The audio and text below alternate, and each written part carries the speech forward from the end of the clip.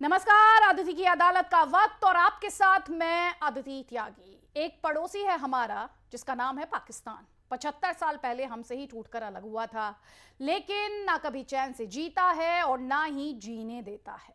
पाकिस्तान की हिस्ट्री इस देश में किसी को बताने की जरूरत नहीं है। 75 साल में भारत कहां से कहां पहुंच गया, लेकिन पाकिस्तान अपनी आतंकी इंडस्ट्री की वजह से दुनिया में ब्लैक लिस्टेड होता रहा। अगर उसने आतंकवाद की बजाय दूसरी इंडस्ट्रीज को प्रमोट किया होता तो आज उसकी ये दुर्गति नहीं होती। आज पाकिस्तान में आटे, दाल, तेल के जो भाव हैं, उन्हें सुनकर आप कल्पना नहीं कर सकते कि वहां के लोग कैसे गुजारा कर रहे होंगे।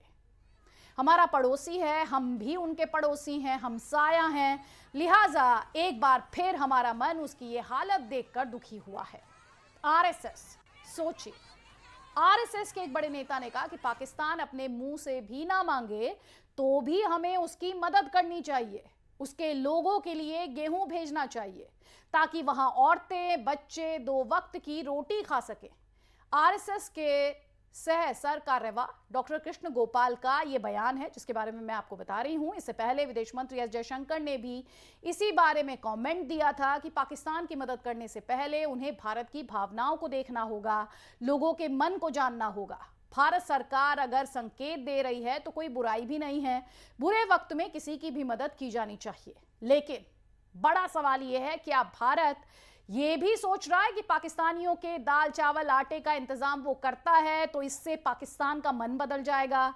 क्या इससे वो अपनी आतंकी हरकतें बंद कर देगा? क्या उसकी सोच में भारत के लिए नफरत की बजाय प्यार उमड़ने लगेगा?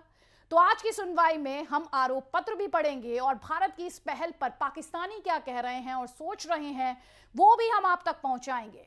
लेकिन उससे पहले जल्दी से रिपोर्ट देखिए आप। वो पाकिस्तान जो भारत से 4 जंग हारकर भी अकड़ता है।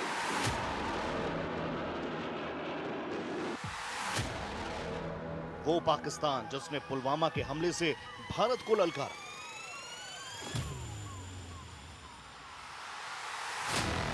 वो पाकिस्तान जो 93 मुंबई ब्लास्ट के गुनहगारों को पाल रहा है।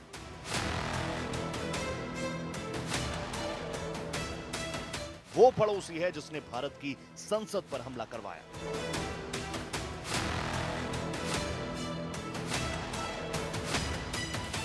वो पाकिस्तान जिसने समंदर से आतंकी भेजकर 26/11 करवाया।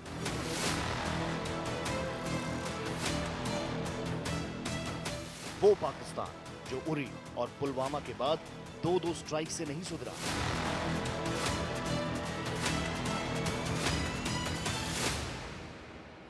वो पाकिस्तान जिसने कश्मीर में कई घरों के चिराग और चूल्हे बुझाए। यही पाकिस्तान अब भूख से तिल तिल मर रहा है।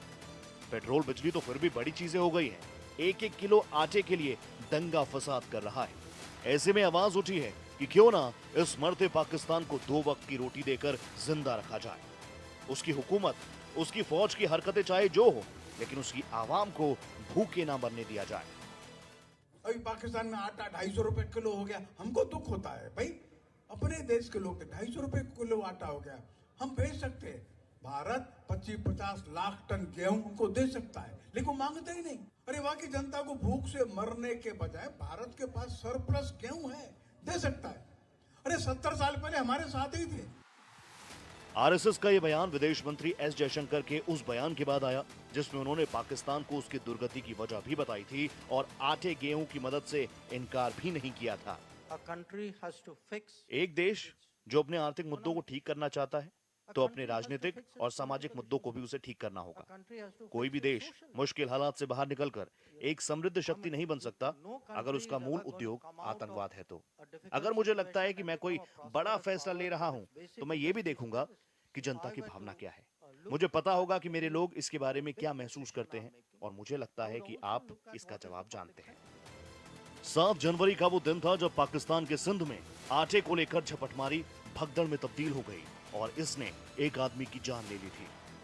पाकिस्तान में आटे का भाव इस वक्त 150 से 250 रुपए किलो के बीच है। एक निवाले पर जंग छिड़ी हुई है, लेकिन सियासत अपने में मशगूल है। जो संघ की आवाज है वही बीजेपी की आवाज है कि यही वक्त है पाकिस्तान की आवाम को उसकी हुकूमत और भारत की हुकूमत में फर्क बताने का। आतंक के अखाड़े में अगर आटे का अकाल हो गया तो जो जो उन्होंने बोया था वो काट रहे हैं, लेकिन वहां की जनता से किसी को कोई दुश्मनी नहीं है। हम तो कहेंगे गेट वेल सून, लेकिन आतंकवाद और अलगाववाद से देश को अपने मुक्त करें, क्योंकि वो आतंकवाद और अलगाववाद उनके देश को दीमक की तरह खा रहा है। पाकिस्तान में आटे के अकाल के पीछे कई वजह है। रूस और यूक्रेन के युद्ध की वजह से गेहूं की सप्लाई नहीं हो पा रही। पंजाब और सिंध में पिछले साल की बाढ़ गेहूं की फसल डुबा चुकी है। रही सही कसर कालाबाजारी पूरी किए दे रही है। बलूचिस्तान और खैबर पख्तूनख्वा से गेहूं की चोरी छिपे ऊंचे दामों पर अफगानिस्तान तस्करी करके अपने लोगों को भूखे मारकर तिजोरियां भरी जा रही है। Bureau report, Bharat express. तो इस रिपोर्ट के बाद अदिति की अदालत में आपको आरोप पत्र दिखाते हैं। पाकिस्तान में कंगाली, उसकी राजनीति की नाकामी है सबसे बड़ा आरोप तो पाकिस्तान पर यही लगता है। दूसरा बड़ा आरोप, पाकिस्तान की दुर्गति में उसके लोगों की चुप्पी भी जिम्मेदार है। ये दूसरा बड़ा आरोप। पाकिस्तान की आर्थिक नीति उधार लेकर घी पीने की रही है और उसी का खामियाजा पाकिस्तान भुगत रहा है। मदद के बावजूद पाकिस्तान भारत से दुश्मनी नहीं छोड़ेगा। यानी अगर भारत बड़ा दिल दिखाए भी तो क्या पाकिस्तान, जिसका चरित्र आतंकी रहा है, आतंक वाला रहा है, वो बदलेगा क्या? है सवाल हम और आप ये सवाल पूछते रहे हैं और जवाब भी शायद हम जानते हैं। उदारता से पाकिस्तान को सुधार पाना क्या भारत की भूल मानी जाएगी? ये वो आरोप हैं जिन पर हम बात करेंगे। हमारे साथ कई खास मेहमान हैं। आरजू काजमी हमारे साथ हैं, सीनियर जर्नलिस्ट हैं। हमारे साथ हैदर हयात हैं, डिफेंस एक्सपर्ट हैं और मीडिया स्पेशलिस्ट भी हैं। हैदर हयात, सबसे पहले तो मैं आप ही का एक कमेंट यहां पर चाहती हूं कि ये जो पेशकश की गई है भारत की तरफ से, आरएसएस के नेता का बयान, भारत में जो इस तरह की आवाजें हैं, सरकार कह रही है अभी इंतजार करना चाहती है, आपका जवाब?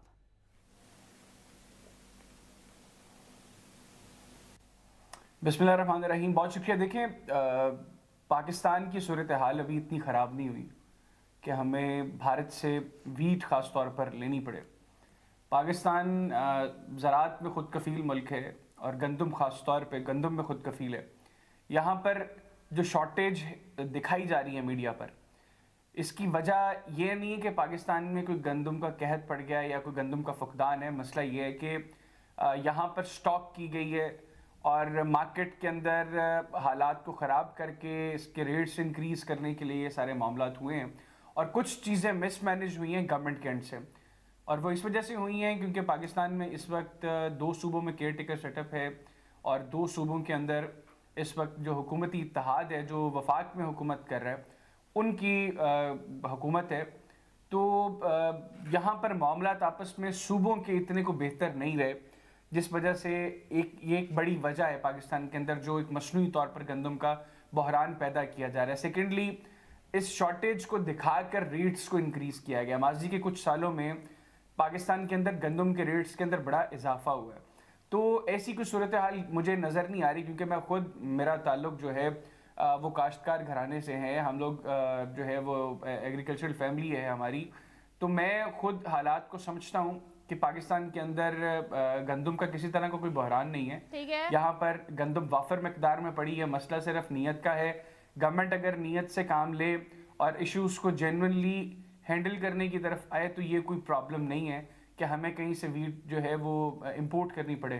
पाकिस्तान में वाफर ठीक है। हैदर हयात, देखिए मीडिया आपका, आवाम भी आपकी, दुकानदार भी आपके और मार्केट भी आपकी, और भारत में तो आवाजें आपकी मदद के लिए। और आप ये कह रहे हैं, यहाँ पर हमारे साथ आरजू काजमी भी है। आरजू, आपने सुना हैदर हयात क्या कह रहे हैं?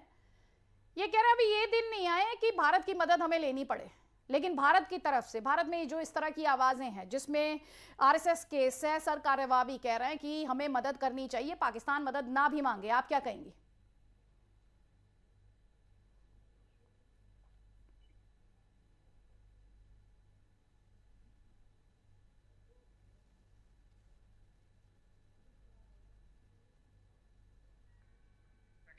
जी बिल्कुल, आप ठीक बात कह रही हैं। और ऐसा है कि हिंदुस्तान में जो है बहुत से लोग, चाहे वो सिटीजन, आम सिटीजन हों, चाहे गवर्नमेंट में हों या दूसरे लोग, कई लोग ये कह रहे हैं कि जी पाकिस्तान की मदद करनी चाहिए भारत को, और वो जाहिर है कि जो यहाँ पे पॉलिसी मेकर्स हैं या गवर्नमेंट है उनके लिए नहीं बल्कि आम सिटीजन्स के लिए कहा जा रहा है कि जिनके पास आटा नहीं है, खाने को नहीं है, जो यहाँ पे परेशान है इकोनॉमी क्राइसिस की वजह से। तो बिल्कुल भारत से ऐसी आवाजें उठ रही हैं, हम लोग भी देखते हैं, चाहे वो सोशल मीडिया हो चाहे वो टीवी चैनल्स हो, उस पर ये बात की जा रही है। लेकिन पाकिस्तान की तरफ से या पाकिस्तान के जो गवर्नमेंट है या एस्टेब्लिशमेंट है उसकी तरफ से ऐसा कुछ नहीं कहा जा रहा, और भारत से मदद के लिए नहीं कोई रिक्वेस्ट जा रही। उसका मेन रीजन यही है कि जी 75 साल से तो हम लोग यही कहते आ रहे हैं ना कि भारत हमारा दुश्मन है, भारत अटैक कर देगा, भारत कब्जा कर लेगा। कश्मीर को लेकर और कई दूसरे इश्यूज के ऊपर हम भारत के ऊपर जो है वो एलिगेशंस लगाते रहे हैं। अगर इस वक्त मदद मांगी जाएगी और लोगों से ये कहा जाएगा कि जिसको हमने हमेशा अपना दुश्मन बताया है उससे हम मदद मांग रहे हैं और वो हमारी मदद कर भी रहा है, तो फिर ये हालात कभी ना कभी तो कहीं जाकर ठीक होंगे। और जब ये सब कुछ ठीक होगा और दोबारा से वही कश्मीर का चूरन या भारत नफरत बेचने की कोशिश की जाएगी, तो पाकिस्तान के लोग जो हैं, जो आम पब्लिक है, वो कहेगी कि जी उस पहले तो आपने ये कहा था कि वो दुश्मन नहीं है और आपने उनसे मदद भी मांगी थी, उन्होंने मदद की भी थी, अब आप किस तरह से ये कह रहे हैं। तो इनको अपना फ्यूचर जो है वो देखते हुए, एस्टेब्लिशमेंट और गवर्नमेंट को अपना फ्यूचर यानी सेव करते हुए, मुझे नहीं लगता कि ये भारत से रिक्वेस्ट करेंगे कि कोई मदद करें, क्योंकि अगर ऐसा हुआ तो फिर आगे इनके लिए डिफेंस बजट और इसी तरह की जो ये भारत से डराते रहते हैं लोगों को, वो ये नहीं कर पाएंगे, जो कि इनके लिए एक बड़ा मुश्किल काम है, क्योंकि उसी के ऊपर वही दुकानें चला चला कर आप लोग जानते हैं कि ये सारा कुछ चल रहा होता है यहाँ पे मामला। तो इस वजह से मुझे नहीं लगता कि गवर्नमेंट कभी भी किसी जगह पे जाके भी, गवर्नमेंट हो चाहे पॉलिसी मेकर्स हो या एस्टेब्लिशमेंट या फौज कह लीजिए, वो भारत के साथ कोई किसी किस्म के टर्म्स बेहतर करेंगे या उनसे रिक्वेस्ट करेंगे कि मदद की जाए। वैसे तो इन्हें ट्रेड ओपन कर लेनी चाहिए थी, अभी तक लोग कह रहे हैं कि जी आप ट्रेड ओपन कीजिए, भारत के साथ टर्म्स बेहतर कीजिए, मगर ये थोड़ा सा यहाँ पर हेजिटेट कर रहे हैं, और उसकी रीजन यही है कि आगे जाकर ये किस तरह से संभालेंगे और कैसे दोबारा से अपना डिफेंस बजट और ये भारत नफरत ये बहुत कैसे ही सेल इंटरेस्टिंग करेंगे, पॉइंट है आरजू शायद कि यही आप सब। भी पाकिस्तान से हैं और यहाँ पर हैदर हयात भी पाकिस्तान से हैं, और दोनों ही पाकिस्तान में अनाज की कमी को लेकर अलग अलग बातें। और आरजू आपने बहुत डिटेल में जाकर ये बताया कि कैसे पाकिस्तान के हुक्मरान को ये सूट नहीं करता कि भारत मदद करे। भारत में भले ही इस तरह की आवाज़ें हों कि पाकिस्तान की आवाम परेशान है, उन तक मदद पहुँचाई जाए, लेकिन पाकिस्तान की पॉलिटिशियंस को, पाकिस्तान की फौज को ये सूट नहीं करता, क्योंकि आपने जिन शब्दों का इस्तेमाल किया कि भारत के खिलाफ नफरत वाला जो चूरन है वो बाद में उसे तूल नहीं दे पाएंगे, उसका इस्तेमाल नहीं कर पाएंगे, क्योंकि आवाम ये कहेगी कि भारत ने तो मुश्किल समय में हमारी मदद की थी। हैदर हयात, यहाँ पर एक और इंटरेस्टिंग बात ये है, एक तरफ भारत के खिलाफ ये जो नफरत वाला चूर्ण जिसका जिक्र किया आरजू काज़मी ने, और दूसरा ये अपने आप में बहुत इंटरेस्टिंग है कि जो जिस स्टेटमेंट पर ये बहस हो रही है और जिन आवाज़ों की मैं बात कर रही हूँ, उनमें से ये जो स्टेटमेंट है ये है आरएसएस के सह सरकार्यवाह का, वही आरएसएस जिसे इमरान खान नियाजी से लेकर शहबाज शरीफ, बिलावल भुट्टो, जरदारी पानी पी पी कर कोसते हैं, गाली देते हैं। देखिए, आरएसएस के जिस भी लीडर ने ये बात की, अगर तो जेन्युइनली उन्होंने अपने दिल के अंदर कोई हमदर्दी रखते हुए लोगों के लिए किया, तो मैं उनके उन जज्बात के ऊपर कोई कमेंट नहीं करूंगा, कि कोई नेगेटिव कमेंट खास तौर पर नहीं करूंगा। मैं उनके जज्बात की कदर करता हूं। हर वो शख्स जो दुनिया में कहीं पे भी इंसानियत के लिए कोई पॉजिटिव जज्बा रखता है, उसकी कदर करनी चाहिए। मैं भी उनके जज्बात की कदर करूंगा, लेकिन ये बातें करना जी कि पाकिस्तान हमारे में हमसे था और हम गंदम, अगर पॉइंट स्कोरिंग करने का मकसद है उनका, तो फिर यकीनी तौर पर मैं कोई अप्रिशिएट नहीं करूंगा उनको, क्योंकि मैंने पहले सवाल के जवाब में भी कहा कि पाकिस्तान में गंदम की किसी तरह की भी कोई कमी नहीं है, यहाँ पर वाफर मकदार में मौजूद है। मसला हमारी पॉलिटिकल लीडरशिप की नीयत का है। सेकेंडली, जो यहाँ पर जो छोटी मार्केट के अंदर भी वो लोग जो स्टॉक करते हैं इसको, और उसके बाद रेट्स जब इंक्रीज होते हैं उससे फ़ायदा उठाते हैं। मसला इस चीज़ का है कि इसको गवर्नमेंट लेवल पर मैनेज किस तरह किया जा रहा है। तो वो जो भी लीडर है आरएसएस के जिन्होंने ये बात की है, मैं उनके जज्बात की कदर करूँगा। अगर उन्होंने वाक़तन इंसानी हमदर्दी की बुनियाद पर ऐसी कोई बात की है, लेकिन अगर पॉइंट स्कोरिंग की है तो फिर डेफिनेटली मैं उनसे सिर्फ इतना ही कहूँगा कि इस तरह की चीज़ों के ऊपर पॉइंट स्कोरिंग करने की ज़रूरत नहीं है। पाकिस्तान के पास अल्हम्दुलिल्लाह वाफिर मिकदार में हर चीज़ मौजूद है। सिर्फ मसला हमारी हुकूमतों की नीयत का है। अगर वो नीयत से काम करें तो फिर ये कोई मसला नहीं है जिसकी वजह से इतना बहरान शो किया गया और जो शॉर्टेज क्रिएट की गई और उसके बाद रेट्स जो इंक्रीज़ हुए पाकिस्तान के अंदर। अल्लाह का शुक्र है कि पाकिस्तान में वाफिर मिकदार में ये मौजूद है और चूँकि ज़रूरी मुल्क है पाकिस्तान, यहाँ का बेशतर हिस्सा जो आबादी का है वो ज़राअत से मुंसलिक है और गंदम जो है ये उन चीज़ों में से जो बुनियादी तौर पर यहाँ पर काश्तकार जो काश्त करते हैं। तो इसलिए मैं किसी तौर पर इस चीज़ को तस्लीम करने को तैयार ही नहीं हूँ कि पाकिस्तान के अंदर गंदम का बहरान जो है वो पैदा हो सकता है। लेकिन आप ही के साथ आरजू काज़मी इस डिस्कशन में है, वो तो ये कह रही है ना कि भारत से अगर मदद मांग लेंगे तो फिर भारत के खिलाफ नफरत कैसे बोएंगे पाकिस्तानी दिमागों में, पाकिस्तान की आवाम के सामने भारत को कैसे डिमोनाइज करेंगे। लेकिन आपने ये भी कह दिया कि अगर उन्होंने इंसानियत को ध्यान में रखते हुए कहा है तो अच्छी बात है, उन्होंने पॉइंट स्कोर करने के लिए कहा है तो मैं इसे बिल्कुल सपोर्ट नहीं करता हूँ। आपने इतने अगर मगर लगा दिए एक अच्छे स्टेटमेंट में, एक पॉजिटिव स्टेटमेंट में, और आप बार बार करने भारत की मदद की जरूरत नहीं है। सर, पाकिस्तान के बारे में कहा भी यही जाता है कि Pakistan is a state in denial. Aarzoo Kazmi, RSS को लेकर क्या कुछ नहीं कहा गया पाकिस्तान के हुक्मरानों द्वारा, एक तरह का प्रोपेगेंडा आरएसएस के खिलाफ चलाया गया है। ये जो स्टेटमेंट है आरएसएस के सर कार्यवाह का, ये दिखाता है कि संघ किस में यकीन रखता है, भले ही हैदर हयात उसे लेकर डिनायल में हो।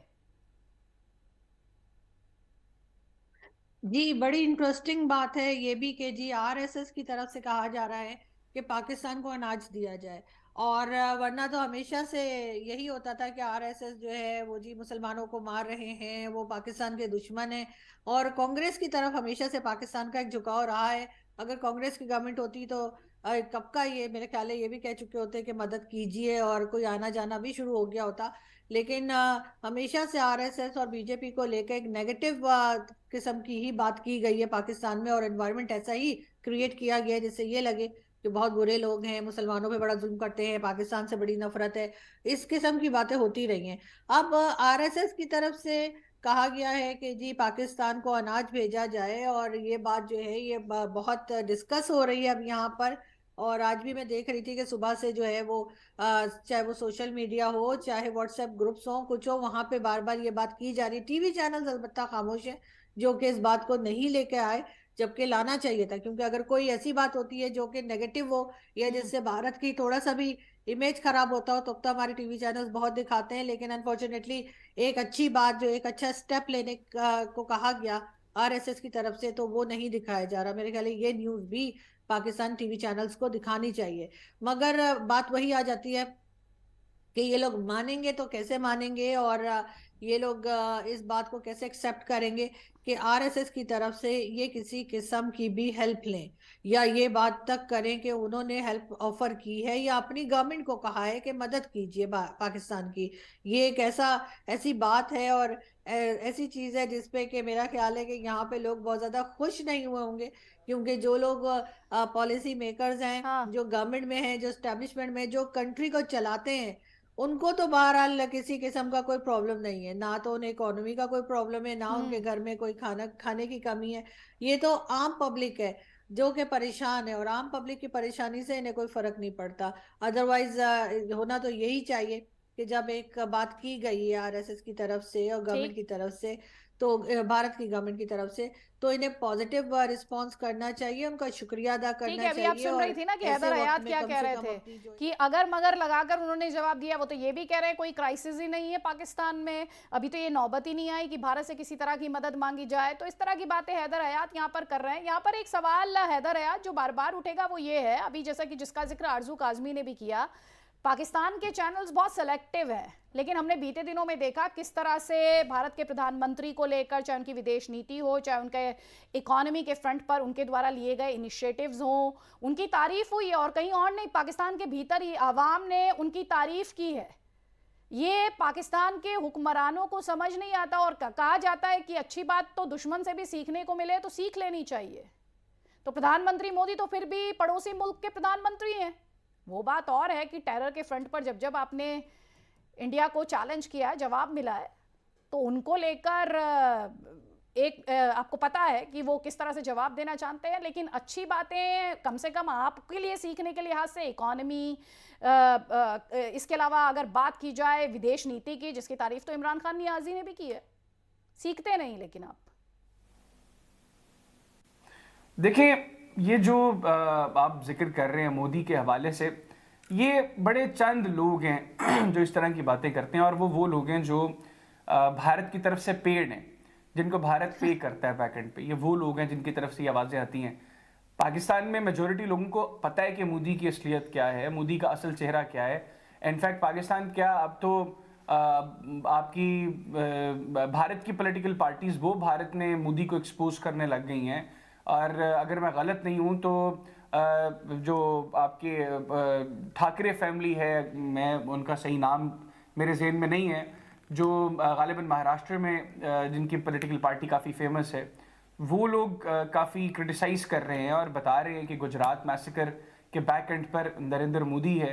सर, आप और कुल नरेंद्र मोदी मिलाकर, है जो गुजरात नहीं नहीं मैसेकर का कुल मास्टरमाइंड मिलाकर है। पहले तो पाकिस्तान तथ्य के में तौर पर आपको तकरीबन बता देती हूँ, हर ही शख्स इज को पता है कि इंडियाज मोदी- प्राइम मिनिस्टर। और जिस लीडर की आप बात करें, उद्धव ठाकरे, शिवसेना, उद्धव बाला साहेब ठाकरे, उनकी पार्टी का नाम, ये बेसिक्स आपको पता होने चाहिए। और दूसरी बात, आप कुल मिलाकर आपके पास सिर्फ एक ही क्रिटिसिज्म बचता है, आप नरेंद्र मोदी को सिर्फ एक ही आपको लगता है कि प्रोपागेंडा सिर्फ एक ही चला सकते हैं आप लोग पाकिस्तान में बैठकर।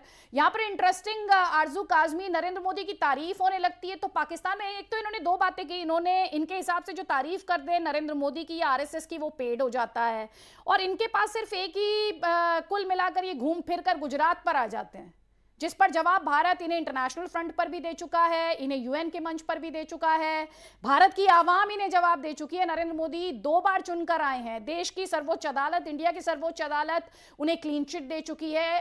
पता नहीं हैदर अयाज जैसे लोग क्या चाहते हैं, ये मैं नहीं जानती, लेकिन नरेंद्र मोदी जैसा लीडर चाहिए तो पाकिस्तान की आवाम कह रही है।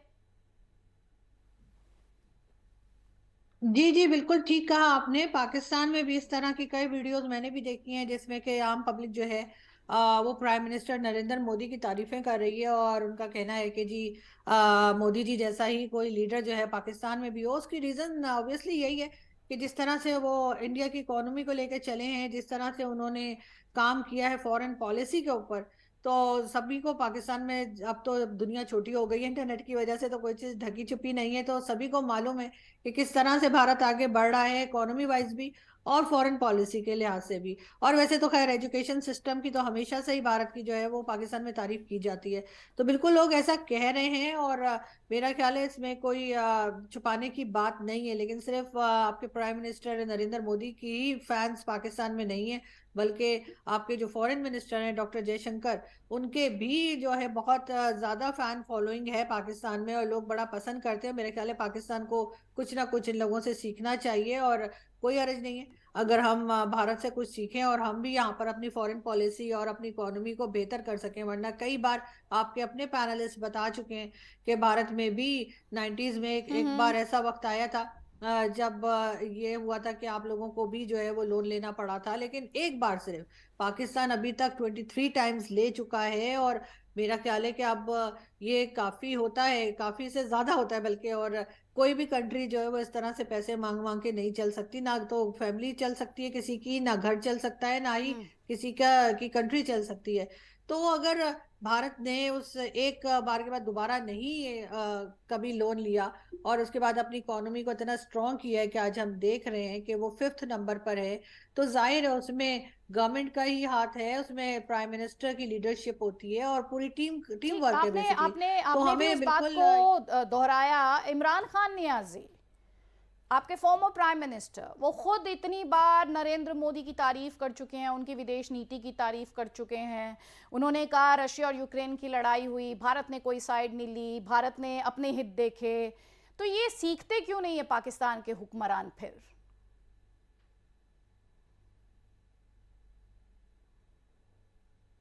नहीं, आप बिल्कुल ठीक कह रही हैं कि इमरान खान ने बहुत तारीफें की हैं, इमरान खान ने नरेंद्र मोदी जी की। लेकिन जब वो प्राइम मिनिस्टरशिप से हट गए, तब जब तक वो एज अ प्राइम मिनिस्टर थे तो हमने ये भी देखा कि उल्टी उल्टी सीधी बातें भी इमरान खान ने की हैं। ना सिर्फ उन्होंने, जितने भी प्राइम मिनिस्टर्स आते हैं हमारे, जब तक वो as a prime minister seat पर रहते हैं तो भारत के लिए कोई और बात करते, लेकिन जब वो प्राइम मिनिस्टरशिप से हट जाते हैं तब कुछ और सुनने को मिलता है।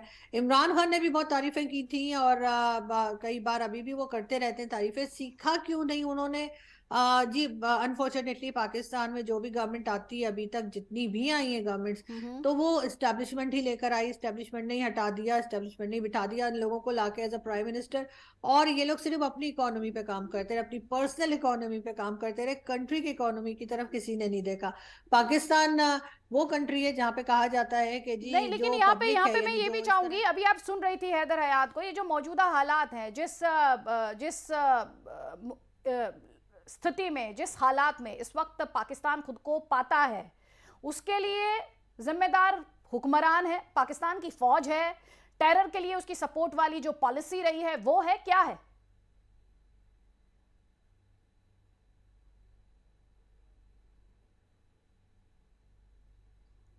देखें, ये आटे का जो इशू बना है, वो कुछ तो खैर मजबूरी है। उसकी वजह यही है कि जो फ्लड आया था उसकी वजह से काफी आटा जो था, या वो फील्ड जहाँ पे आटे के लिए यानी गंदम उगाया जाता है, वहां पर नहीं हो पाई फसल, ये भी रीजन है। लेकिन कुछ हम ये भी कह सकते हैं कि यहाँ पर लैंड माफिया बहुत ज्यादा स्ट्रांग है पाकिस्तान में। ठीक अब है। चाहे आप ये समझ लें कि मलिक रियाज जो एक लैंड ग्रैबर के तौर पे यहाँ पे जाना जाता है, और हर जगह जो है उसके बहरिया टाउन बना रखे हैं उसने, बहरिया टाउन के नाम से हाउसिंग स्कीम्स होती हैं। ठीक तो है। उसको हर जमीन जब देते चले जाएंगे, जमीन बचेगी ही नहीं कि जहां पे आप फसल लगा सकें। तो फिर आटा हो या दाल हो या कोई सब्जी हो, वो कैसे पाकिस्तान जो है वो लगा सकता है और अपने लोगों को खिला सकते हैं? तो वो जमीन यहाँ पे काफी कम हो गई है, और ठीक जो थी वो फ्लड की वजह से ठीक, जो मैं है आपसे, मेरे वहां पास समय का अभाव है आरजू, इसलिए मुझे माफ़ी के साथ आपको यहीं पर रोकना होगा। और मैं आपसे ये भी जानना चाह रही थी कि कैसे जो फौज की तनख्वाह है उसमें इस वक्त कटौती करनी पड़ी है, और साथ ही कैसे पाकिस्तान जो है वो लॉलेसनेस की तरफ तो नहीं बढ़ रहा है, क्योंकि जिस तरह की रिपोर्ट्स पाकिस्तान से आ रही हैं, जिसमें काला बाजारी तो है ही, लेकिन साथ ही जो क्राइम की घटनाएं बढ़ रही हैं, उन पर भी मैं आपका जवाब चाह रही थी। समय का अभाव है। बहुत बहुत शुक्रिया आरजू काजमी और हैदर हयात हमारे साथ जुड़ने के लिए।